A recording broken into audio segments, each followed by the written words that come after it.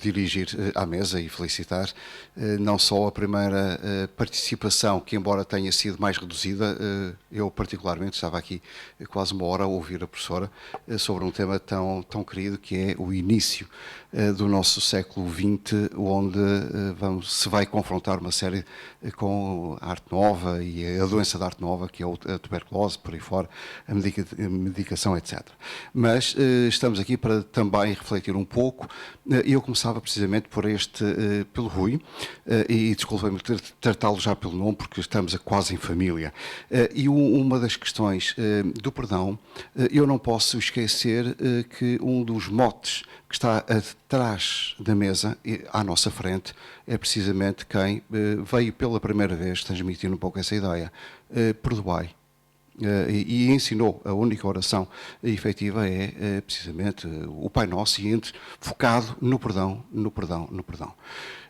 Como tal, portanto, não é nenhuma novidade que aqui neste nosso encontro de 2 dias sobre a história das ciências da saúde, realmente eu verifico um pouco a falta da dimensão que eu também partilhava esta ideia. Como é que ainda hoje, pleno século XXI, há imensos devotos, imensos ex-votos dedicados a um problema que é a função do ser humano perante, muitas vezes, santos, que se sabe ou reconhece que eram iletrados, mas que eles conseguem, sem qualquer formação, serem uns interlocutores de quem vem pela primeira vez transmitir o tal perdão, e de que esses mesmos santos muitas vezes controlam, não digo a nossa vida, mas a vida de muitos pacientes invocados a este ou aquele santo, masculino ou feminino, e que quantas vezes não tinham qualquer tipo de relação com a saúde. Mas eles lá estão e por algum motivo. E o perdão transmite-se um pouco nesse aspecto. Talvez, não sei se depois o padre Aires Gameiro, irmão hospitaleiro, eu a primeira vez que ouvi falar sobre a questão do perdão e de um português, por vezes esquecemos que portugueses têm também esta noção. São João Deus, que faz a sua vida e vai revolucionar o conceito do hospital moderno, ele próprio em Granada, quando foi confrontado com os interlocutores que o começaram a esbofetear, ele dizia: já que lhes tenho de perdoar, perdoo-os-lhes já. E eles com isso ficaram desarmados. E estamos a falar de um português. Este conceito prevalece e não deixa de ser pertinente a questão que focou o Holocausto, que foi necessário tantas vezes perdoar, e quando há guerras, e nós estamos em conflito, não é só a guerra visual ou a guerra armada, é aquela guerra invisível de maus políticos que interferem diretamente com a vida. E não posso deixar de referenciar que na Grécia, aquele farmacêutico reformado, quando escreve uma carta, ele diz: e perdoa aos políticos. Se calhar fazemos um ciclo de perguntas ou atacamos já esta? Sim? Diz? Então vá, responde. Força. Acho que sim. Posso, Mariana? Até porque o que tenho para dizer é muito breve. Quando ouvi o professor, lembrei-me... Bem, em primeiro lugar, a medicina impressiona-me imenso. Eu sempre tive a firme certeza que jamais seguiria para a medicina, porque eu basta-me ver sangue. Aliás, eu estive com grande dificuldade, cada vez que me fugia a olhar para ver o lado aberto, a ser tocado, eu arrepiava-me ligeiramente. Mas julgo que foi muito bem escolhida a imagem. Mas lembrei-me de 2 coisas. Primeiro, não esqueçamos, até que é curiosa a expressão, o antigo padre chamava-se cura, não é? Cura das almas. E talvez também porque exercia a função de perdoar. E isso pareceu-me uma nota a deixar ficar. A segunda, é muito curioso ser Hannah Arendt, uma filósofa extraordinariamente culta e erudita, como aliás muitos dos pensadores judeus, eu aconselho realmente a todos a lerem este texto, porque ela faz uma interpretação daquilo que são os novos evangelhos sobre o perdão que é notável. E ela chama a atenção para 2 coisas que me impressionaram particularmente. Primeiro, o facto do introdutor do perdão, Cristo. Não é? Mais do que fazer milagres, que isso haveria mais porventura naquela época, foi precisamente quando vem dizer que podia o homem perdoar. E isto foi uma coisa provocaria realmente escândalo. E a segunda, ela chama a atenção que quando os cristãos são desafiados a perdoar, não é por imitação de Deus. Não é porque Deus perdoa que o homem vai perdoar. Não, é porque nós perdoamos que Deus também assim agiria connosco, não é? Sobretudo em Mateus. Mas não me vou meter nestas águas correndo o risco do Padre Aires. Mas também, se for assim, e debatemos de forma mais viva, não é? Era isto. E obrigado pela intervenção.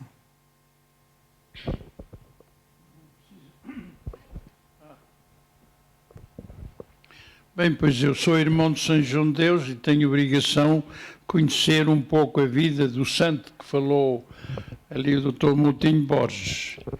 E, de facto, isso aconteceu e está documentado aquele episódio, porque ele, por incrível que pareça, e que muitos possivelmente não tão familiarizados não pensem nisso, ele ocupou-se de facto de levar as mulheres da prostituição a uma vida com sentido. E foi com uma delas que ela ajudava, ele arranjava famílias de adoção ou então recolhimentos à escolha delas e ia-as ajudando com o que lhe davam. E um dia veio uma pedir-lhe mais uma vez, talvez um pouco importuna, e ele disse: olha, desculpa, mas agora não tenho nada. Não tenho nada, mas amanhã ou depois de amanhã já te posso ajudar. E ela desanda ali com uma data de churrilhos: ei, és um santarrão, és isto, és um hipócrita, és claro e tal. Foi nessa altura que saiu a tal frase: olha, mulher, eu sempre tenho que te perdoar. Hoje ou amanhã, perdoo-te já, pronto, estás perdoado. Mas há mais episódios desses. Bem, eu agora gostaria, pedi a palavra, não foi para isto, foi mais para ver que começa a haver aqui uma confluência de sentidos que vão numa convergência. Portanto, eu ouvi falar aqui que o incubo de Ísis no Egito que podia levar a curas que os médicos não sabiam curar, porque haveria uma reelaboração no sonho, etc. Sabemos que Freud pôs toda a sua teoria à volta de tornar consciente o que estava não só inconsciente, mas recalcado. E agora gostei de ouvir ali o Rui Rego a falar de esquecimento ativo, que é muito diferente, não é? Que é muito diferente. E relacionei imediatamente com esta área. Por outro lado, também com a harmonia. Já foi aqui definida algumas dezenas de vezes a saúde como harmonia, como equilíbrio. E é claro que o equilíbrio só se pode fazer com refazer algumas coisas que estão erradas, que foram feitas.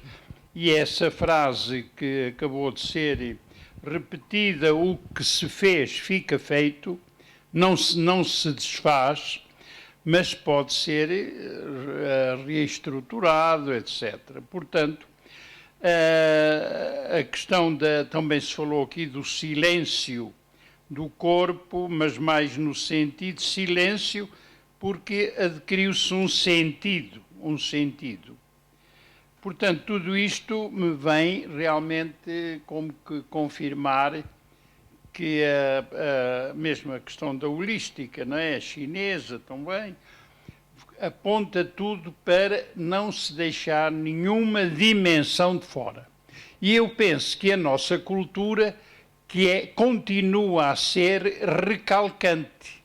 Desculpem o termo, recalcante. E dou um exemplo, baseando-me em René Girard, o grande antropologista da religião e da violência, que diz: mas porquê é que os antropologistas, os que estudam os mitos, citam tudo desde a pré-história, desde os gregos, romanos, etc., dos iluministas, mas nunca citam o Evangelho como um documento antropológico?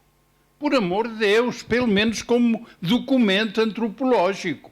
E quem diz o texto do Evangelho, a Bíblia.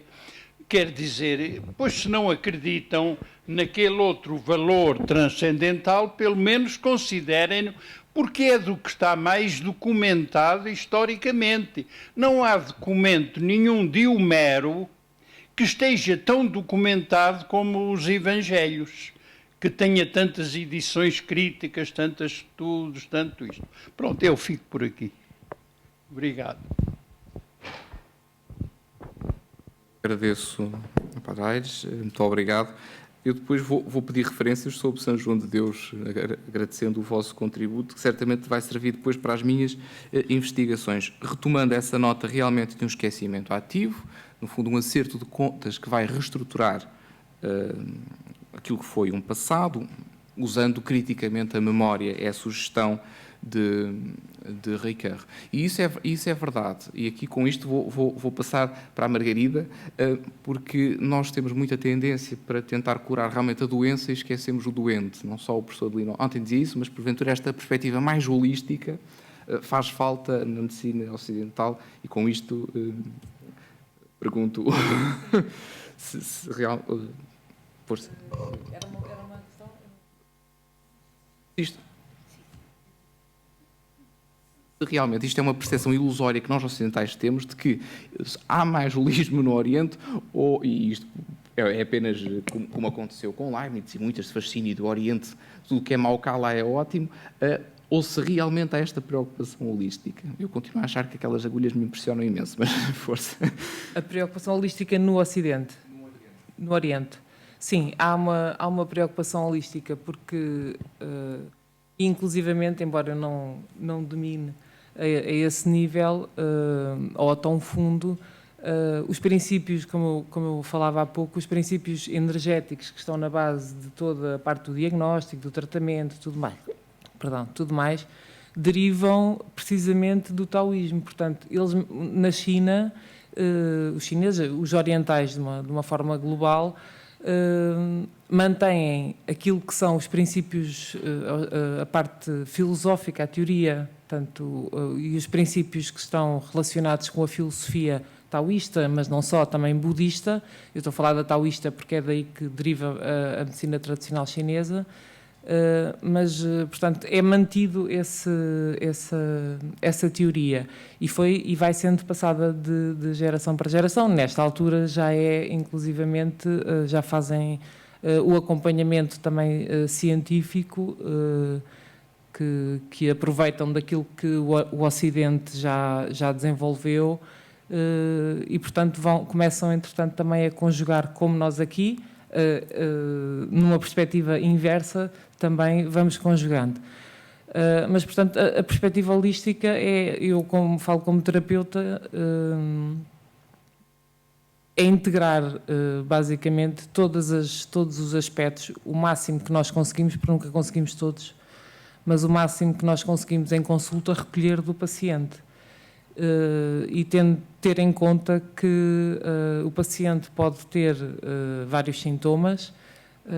Aquilo que nos interessa numa consulta é o motivo que nos interessa mais, é o motivo principal da consulta, portanto, é o motivo que traz a pessoa a procurar-nos, tentar ajudar essa pessoa e, ao mesmo tempo, tentar minimizar outros sintomas que a pessoa, por vezes, nem referiu em consulta, mas que, entretanto, também vão sendo, quando as coisas correm bem, vão sendo também minimizados.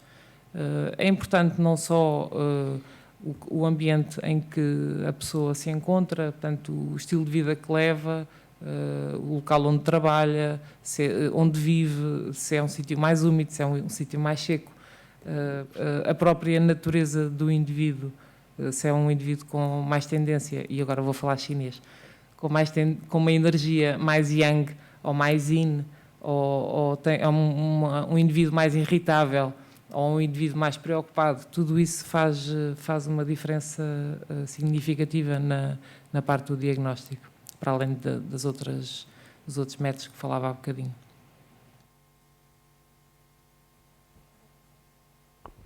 Olá, boa tarde. Por favor, eu queria pedir para o Dr. Rui, caso seja das suas reflexões, eu investigo um dos grandes genocídios da história, que muitas vezes não é falado, que foi o genocídio dos povos americanos na expansão europeia. E tenho coligido alguns testemunhos dos padres jesuítas, estudo a Companhia de Jesus, sobre as diversas pestes e enfermidades que acometeram aquelas populações à chegada dos europeus, né, com gripe, etc, etc. E tenho visto que há duas tendências. A grande invocação do divino ou salvava ou matava. Seja, caso esses povos se convertessem, eles podiam morrer pela doença, porque aí iam para o céu, ou morriam porque não tinham se convertido e aí, pronto, a paga estava feita. Eu queria saber se o Dr. Rui tem alguma... Eu fiquei, de verdade, extremamente fascinado, porque eu ainda não tinha tentado... Eu já li Arendt, mas essas coisas que a gente lê e ainda não fez o link. E agora deu... Se o senhor tem alguma reflexão a mais sobre o sobrenatural e o perdão nas práticas de cura.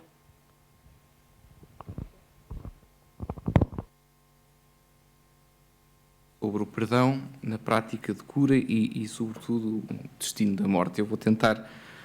Bem, há uma história que eu me lembro sempre, permitam-me partilhar convosco. Eu não me recordo quem é que é o autor, mas é alguém que está às portas da morte. Não é?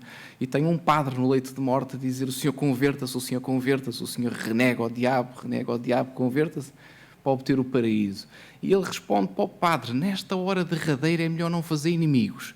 Portanto, convém não aquejar ninguém. Quanto a essa ideia da importância da conversão para depois também se encarar a morte, vou contar uma outra história, vão-me permitir, mas como estamos em família, usando a expressão há uma amiga, só interessam dois predicados desta minha amiga, uma é que é freira e a outra é que é enfermeira, e é da minha idade, e ela dizia-me com aquela candura franciscana que era para ela sempre muito reconfortante ver quando os doentes terminais percebiam que a vida é apenas uma passagem e que lhes espera a imortalidade. Eu dizia à irmã, essa ideia de imortalidade é fascinante para si, que tem essa inclinação para a santidade. No meu caso, pensar no inferno perpétuo não me deixa propriamente muito descansado. Esse caso era mais complexo. A história das conversões, eu não sou de história, portanto é melhor não arriscar muito aí, do ponto de vista, como digo, histórico. Porque a única coisa que eu poderia dizer é algo que preocupa o nosso centro de filosofia, que é o direito das gentes. E o direito das gentes, não sei se conhece o professor Pedro Calafate, esse é que será certamente um homem que a poderá encaminhar. Eles discutem muito isso, não é? O povo que vai tem direito à pregação, a conversão é depois a opção. No fundo, mas eu percebo a sua angústia, mas não tenho muito mais a acrescentar sobre isso, porque realmente é como disse, porventura não é trabalhado por mim, portanto escapa-me e prefiro não arriscar para não dizer mais asneiras.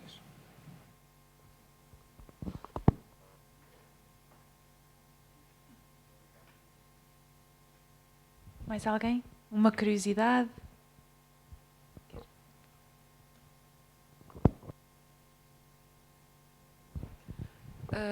Eu queria partilhar, especialmente com o Rui Rego, uma perplexidade relativamente que eu estava aqui a partilhar com a Helena e do qual foi informada sobre a história pessoal do Paul Ricoeur, tendo em conta tudo aquilo que o formou enquanto filósofo, acredito também, como é que surgiu, como é que esse filósofo pensa a questão do Holocausto como parte da sua teoria sobre o esquecimento ou reestruturação da memória. Queria perguntar se existe uma ligação direta ou não, ou se a menção ao Holocausto é subentendida e nunca é mencionada. Obrigada.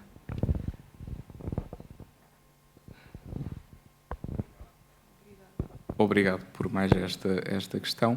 Quando eu referi o Holocausto, foi trazendo Hannah Arendt. Essa sim faz uma reflexão direta sobre o Holocausto, sobretudo enquanto mal radical. O Ricardo julgo também, porventura, é capaz de fazer referência, fará certamente. A especialista é a nossa doutora Maria Helena. Eu não sou doutor especialista, mas, portanto, eu trouxe esta referência sobre Hannah Arendt. E eu não avanço sobre as conclusões da Hannah Arendt, porque essas sim, porventura, levantariam aqui um grande debate. Ela diz que o Holocausto não é perdoável. O homem só pode perdoar aquilo que pode punir. E o Holocausto está, digamos, além do que seria aceitável no mundo dos negócios humanos, para ser sequer. Mas isto, enfim, levava-nos a questões hermenêuticas e a sua questão era sobre Ricoeur. Julgo que sim, que haverá referência, até porque é um homem que está a falar da história. Quando eu falei de combater um preconceito de que o passado não se mexe, ele está a dialogar com os historiadores. Eu não consigo citar de memória, mas ele tem esta ideia de que a história é o grande cemitério das ambições humanas, não é? E ele diz que a utopia é quando nós somos capazes de resgatar certas ambições humanas. E, portanto, este trabalho sobre o passado também é possível, de irmos ao passado e ver que ambições o passado tinha, e se nós podemos ou não retomá-las. A utopia é um pouco isso. Mas, enfim, assim, de memória não arrisco citar.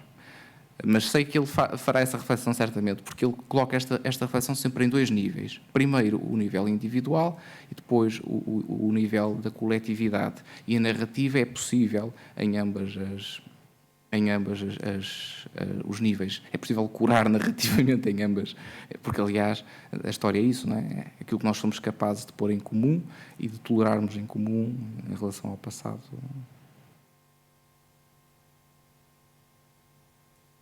Que já agora terá que acontecer não só em relação ao Holocausto, mas como vai tendo que acontecer em relação ao genocídio dos povos indígenas. Esta revisão crítica da história para a qual vocês contribuem de forma ímpar. Obrigado pela questão. Rui, estava a lembrar-me que realmente ele faz essa alusão direta ao Holocausto. Aliás, a história pessoal dele é demasiado próxima do Holocausto, exatamente porque ele perdeu grande parte da família lá e ele próprio também esteve preso durante bastante tempo e, portanto, a sua própria teorização da cura parece-me que é já em si um processo do próprio filósofo, não é? de cura. E nesse sentido, a referência que eu deixo é a obra que se chama Memória, História e Esquecimento, penso que é de 2000, e aí sim ele desenvolve a questão do perdão, fazendo realmente alusão, e até muito a Hannah Arendt.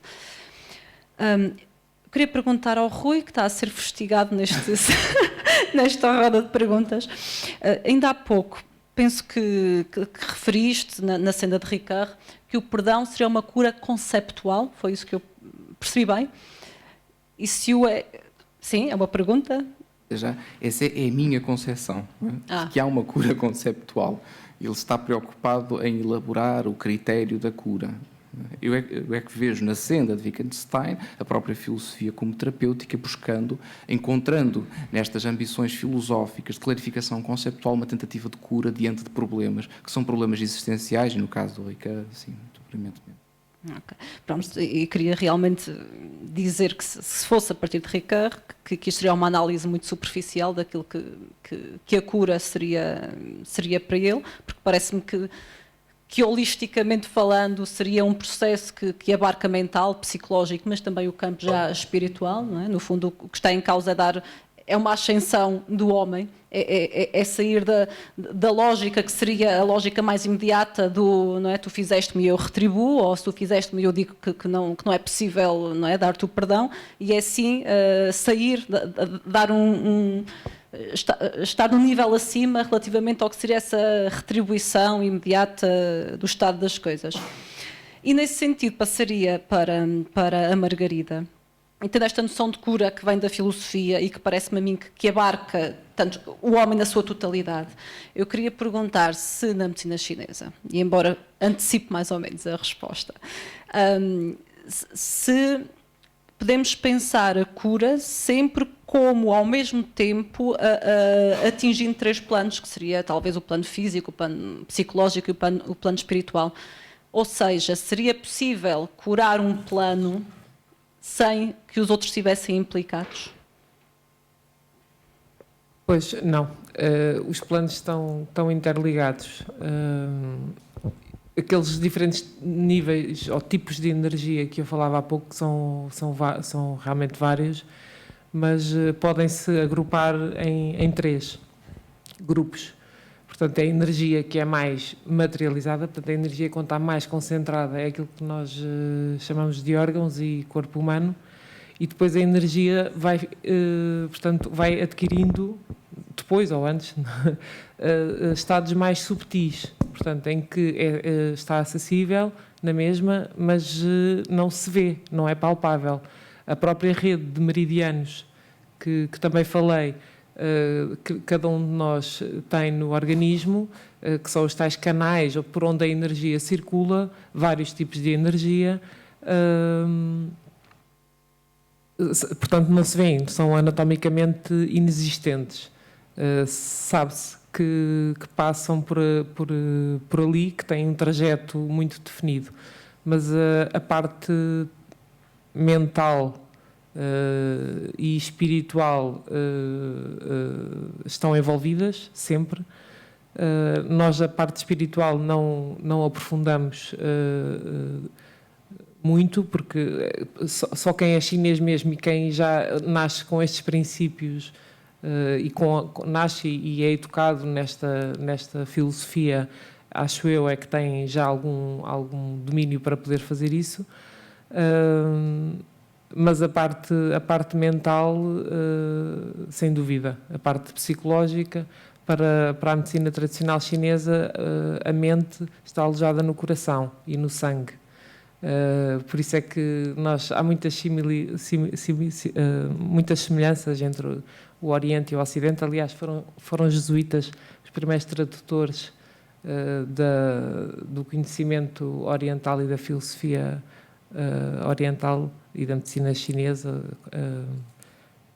como consequência disso. Mas, entretanto, perdi-me, que eu estava a falar da mente aloja no coração, porque há muitas semelhanças entre o Ocidente e o Oriente. Quando nós dizemos saber de cor, quando sabemos uma coisa muito bem, dizemos saber de cor. E em inglês diz know by heart, e em francês, eu não percebo de francês, mas também é a tradução literal. Portanto,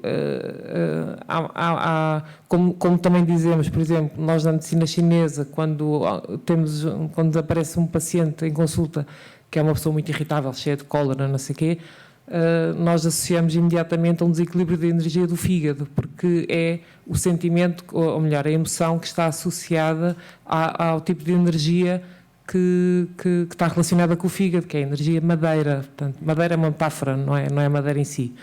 É só para percebermos o tipo de energia que é. E nós aqui no Ocidente também dizemos aquela pessoa é uma pessoa de maus fígados, quer dizer, é uma pessoa irritada. Há muitas mas sim, tanto a nível mental como espiritual. Sim, ou seja, como é que a filosofia pode funcionar como cura? Em última análise, o que é que a filosofia tem a perdoar ou a ser perdoada? Dito de forma tosca é isto. Em primeiro lugar, vamos ver, não é a filosofia que tem que perdoar, não é? A filosofia, neste sentido, teria um elemento instrumental. Não é? Ela seria um meio para nós, enquanto pensadores, em primeiro lugar, percebermos o problema. Isto é Wittgenstein, não é? Perceber o problema, torná-lo claro. Claro, para Wittgenstein, o facto de nós o percebermos bem, ele vai se dissolver e, portanto, estamos todos salvos, porventura, de angústias. E se não resolvemos também é melhor esquecer, porque significa que ele não é problema nenhum. mas no caso do perdão, como eu disse, ele foi trazido para a filosofia por Hannah Arendt para resolver um problema, que é para lidar com esta característica da ação, que é a sua irreversibilidade. É como categoria de pensamento. Repare, ela vai trazer a categoria para lidar com o futuro, é a promessa. A categoria para lidar com o passado é o perdão. Precisamente porque ele permite instaurar este espaço de liberdade, de nós, de alguma forma, a reconstruirmos aquilo que já passou. Nesse sentido, a curarmos e não sermos vítimas constantes dos nossos próprios atos passados. Não ficarmos perpetuamente a ele ligados. Não sei se respondi. Portanto, não é a filosofia que perdoa. A filosofia busca instrumentos conceptuais, um dos quais é o perdão, pelas razões que eu tentei apresentar. Este perdão vai constituir em si mesmo um filão de reflexão filosófica com pensadores diversos. Derrida eu não expus, mas para ele tem que ser incondicional, porventura. Não vale a pena, mas uma outra percepção seria o do próprio Ricoeur, esse sim vai usar a expressão de cura, e em Hannah Arendt para lidar com esta ação. Mas, portanto, filosofia como esquema, como terapia conceptual, de alguma forma, perceber o problema e depois apresentar uma solução, cura como solução. E foi isso também um pouco que foi acontecendo ao longo da história. Não é? Se nós notarmos, muita da teorização resulta, aliás, de problemas existenciais. Não é? Nós não estamos propriamente assim num mundo hiperteórico, não é? Nós vamos confrontando, sobretudo, não só na minha área, que é ética, mas em geral até. Não é? Mesmo quando Santo Agostinho tem esta... Eu estou-me a alongar, não é? A Carolina podia ser simpática e dizer, não, continua, mas não, está bem, isso é honestidade.